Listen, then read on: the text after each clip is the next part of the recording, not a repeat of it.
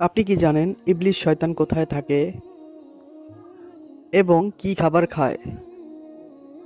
যখন এক ব্যক্তি তার ঘরে প্রবেশ করার আগে আল্লাহর নাম নেয় না, তখন শয়তান তাদের অনুসারীদের বলে, তোমরা আজকে তোমাদের থাকার জায়গা পেয়েছো। এবং যখন খাওয়ার সময় আল্লাহর নাম নেয় না, তখন শয়তান বলে, আজ তোমরা থাকার এবং খাবার ব্যবস্থা লাভ করেছো।